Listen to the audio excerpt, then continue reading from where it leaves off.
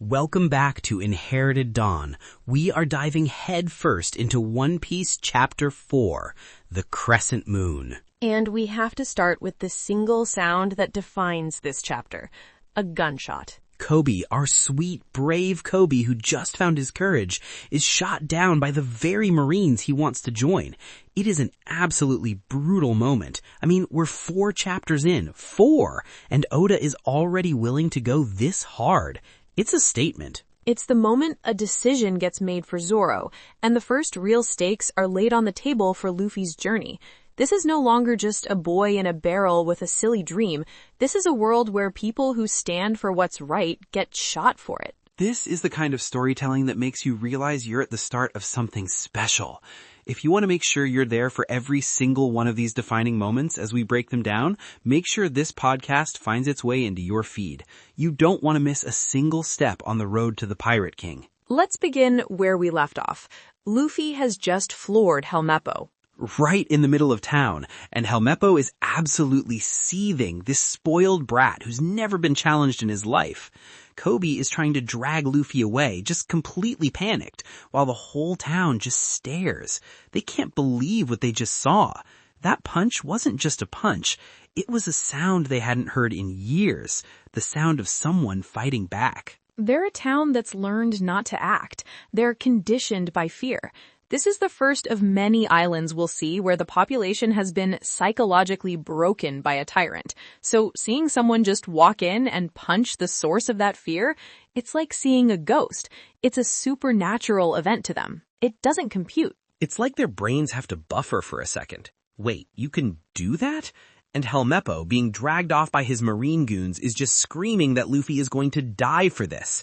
Classic bully behavior. The second he gets hit, he runs to his dad. He has zero power of his own, and this moment proves it to everyone. His entire authority is borrowed, and Luffy just called in the loan. And we see Rika, the little girl from last chapter, being pulled away by her mother, Rika. But Rika isn't scared. She's defending them. She says Luffy and Zoro are good men. Her mother's reaction is pure terror. She's not trying to be a coward. She's trying to protect her child from a world that she knows punishes goodness. She knows. Rika is the only one besides Luffy who actually gave Zoro a chance. She saw past the pirate hunter reputation and saw a person. Oda establishes the moral compass of this arc through a little kid. It's so good. She is the baseline for decency in Shellstown, and literally every adult fails to meet it, except for the 2 criminals. It also establishes that the adults have been beaten down into submission, but the children still recognize basic decency. It's a very pointed comment on Morgan's rule. Oppressive regimes often succeed by crushing the spirit of the current generation, but they can't always extinguish the flame in the next. The will to be good is inherited, even if the parents are too afraid to act on it. Rika is the living embodiment of that hope. Luffy, meanwhile, is completely unfazed. He just tells Kobe, I'm going to go talk to Zoro again. No fear, no hesitation. Punching the snot-nosed son of the local dictator was just a minor detour, a bug on the windshield of his grand adventure. He has a goal, and punching some jerk didn't change it one bit.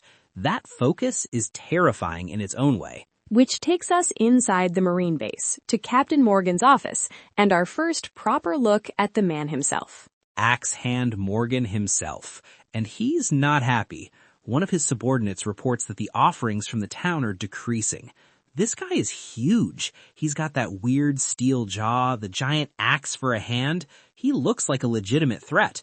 But the first thing he hears him talk about, money. And Morgan's reaction is telling. He doesn't ask if the people are struggling. He doesn't consider their poverty. He takes it as a personal insult, a sign of disrespect.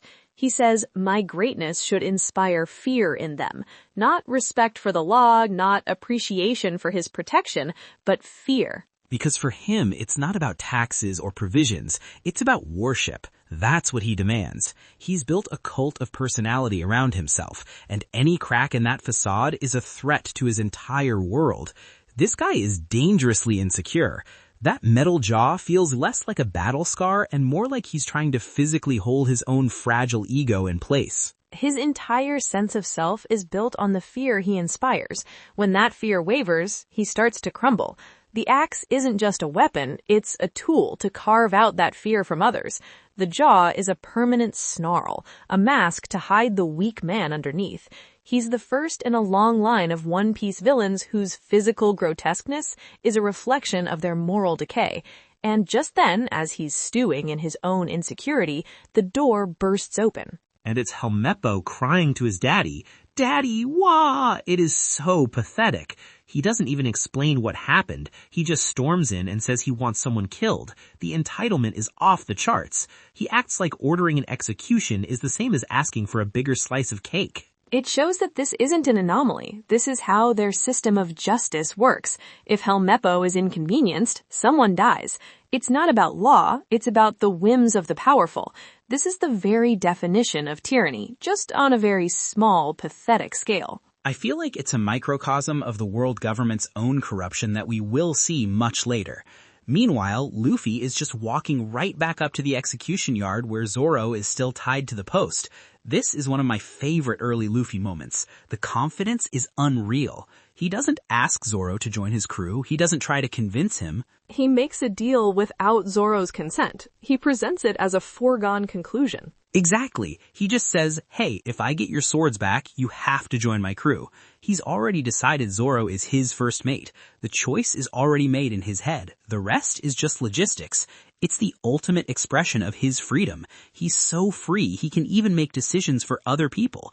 And somehow it works. And Zoro is just hanging there, probably thinking, who is this lunatic?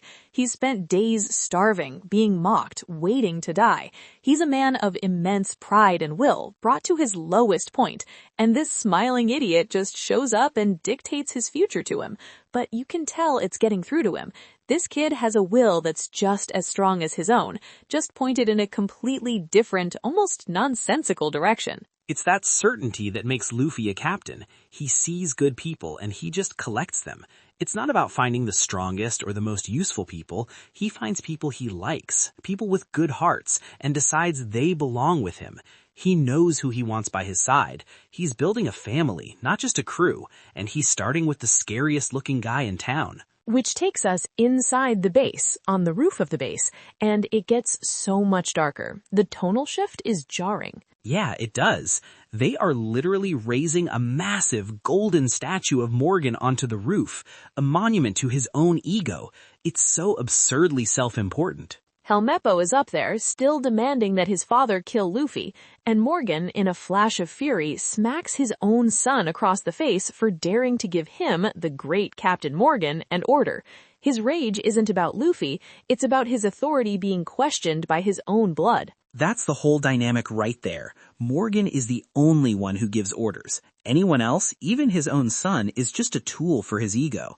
He is completely unhinged. He values the performance of power over any genuine connection, even to his family. He practically says, "Don't you ever order me around. I'm the great Captain Morgan."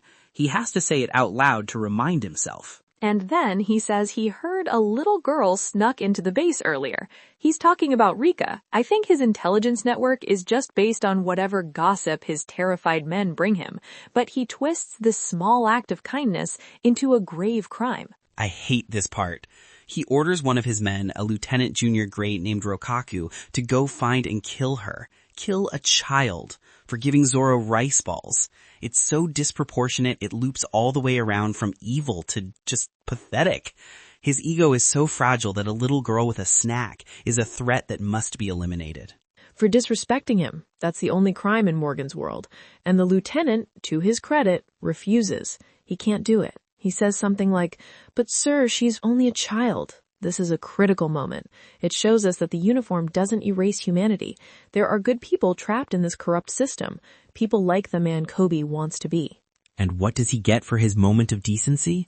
Morgan slashes him. He cuts down his own man for refusing to murder a little girl. He doesn't even hesitate. The sound effect is just Zan, and the man is on the ground. This is what Kobe would be walking into if he joined this branch of the Marines. Absolute tyrannical evil. There's no justice here. There's only Morgan. Morgan decides he'll do it himself. He has no such qualms. And then he gives the order to finish raising the statue. He's about to murder a child and celebrate himself at the same time. The juxtaposition is chilling. It's the peak of his narcissism. He's cementing his legacy in gold while preparing to stain his hands with the blood of an innocent. It's just pure villainy.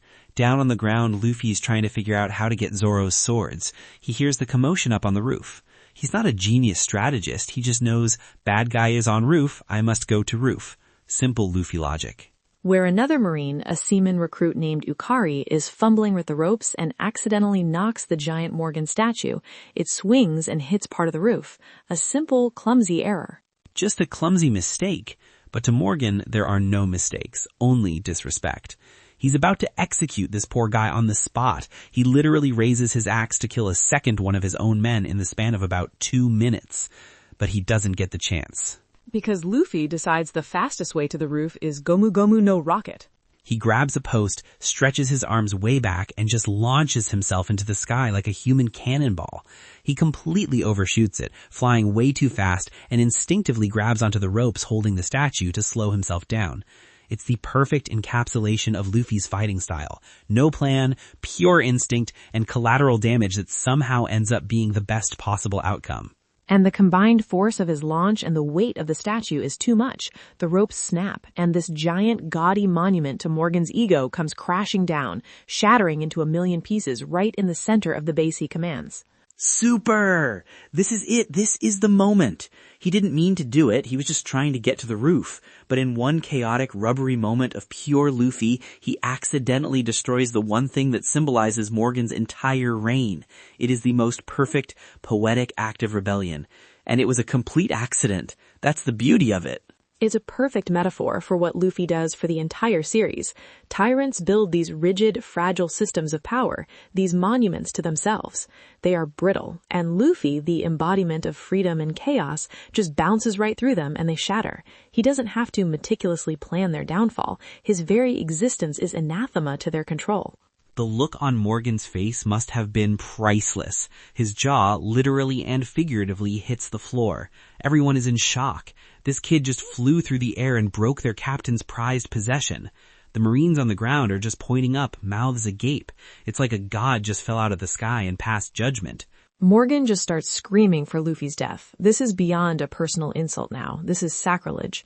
And Helmeppo, the sniveling coward, points and says, "That's him. That's the guy I wanted you to kill." He's so desperate to reclaim some sense of control, to prove he was right all along. But Luffy's not paying attention to any of that. He's still mission. He lands, grabs Helmeppo by his ridiculous frilly shirt and says, "You know where the swords are. Take me."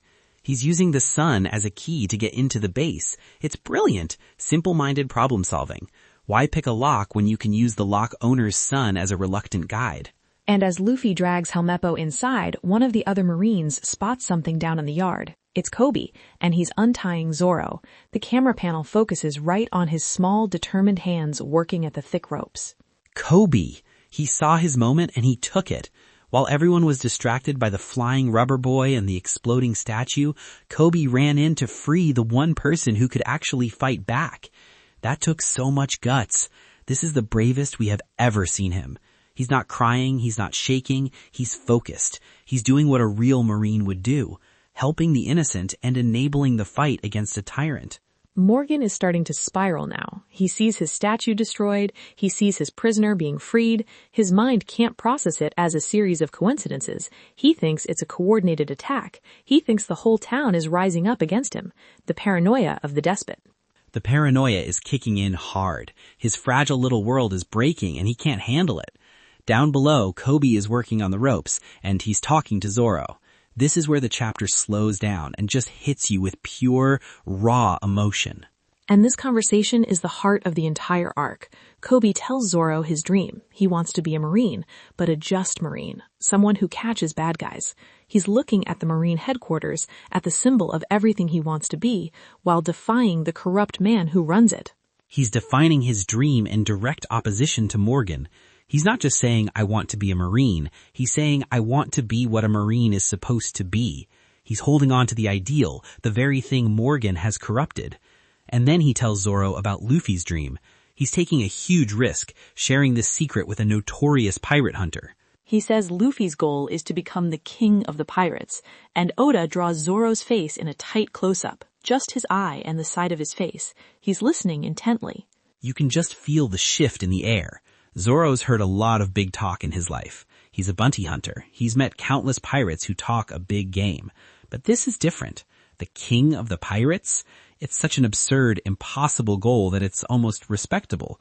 It's not just, I want to get rich or I want to be famous. It's, I want to be the best ever. But it's said with such sincerity by Koby, and it's backed up by the actions of the kid who just punched a tyrant's son and accidentally blew up his statue.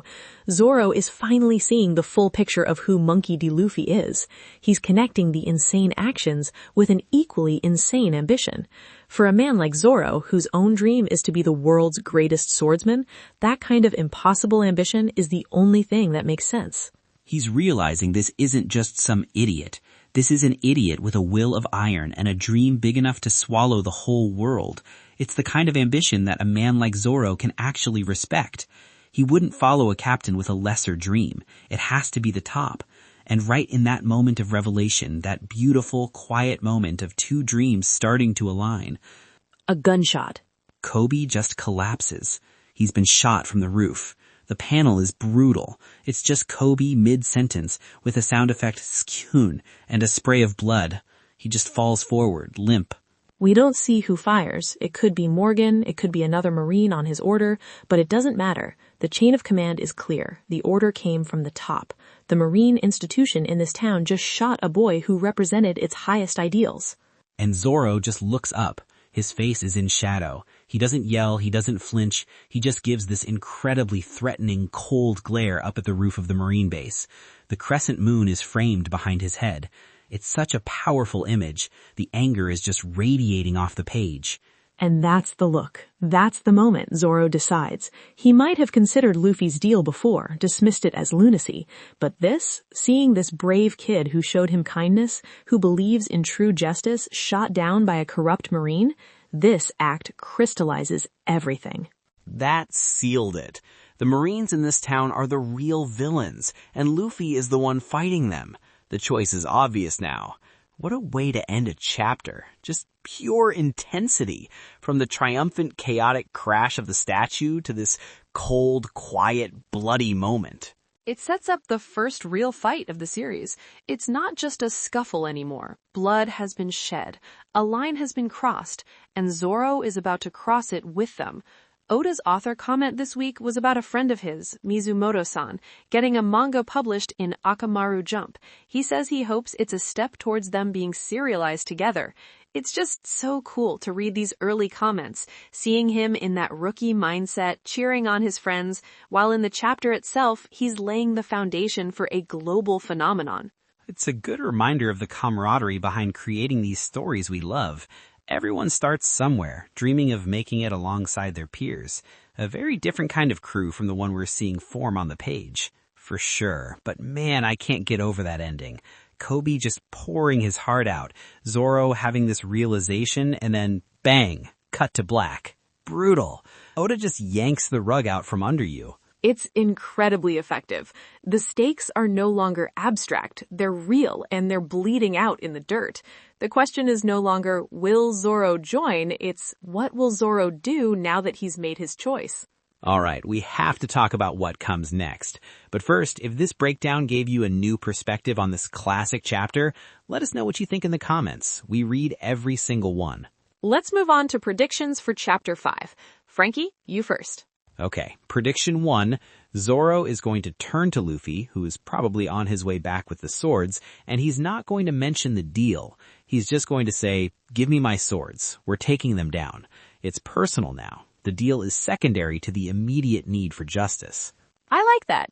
The motivation shifts. My first prediction is that we'll learn the significance of Zoro's 3 swords. I think as Luffy hands them to him, we'll get a line of dialogue, maybe from Zoro, about a promise he made.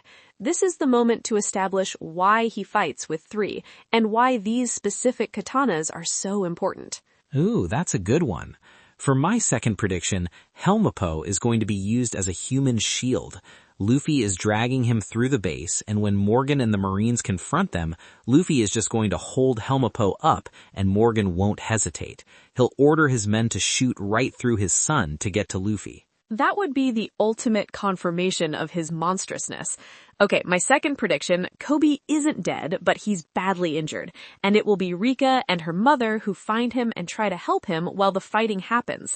The civilians, inspired by Luffy's chaos, will finally start to act, beginning with a small act of kindness.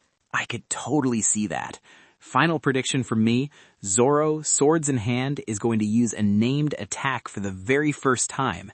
He's going to unleash his Santoryu on the marine fodder, and we're going to get the first real glimpse of what the future world's greatest swordsman can do. A strong finish. My final prediction is that Morgan will reveal his axe hand in action, but not against Luffy or Zoro. I think he will execute another one of his own men for hesitating or showing fear, establishing just how ruthless he is in combat before the real fight even begins.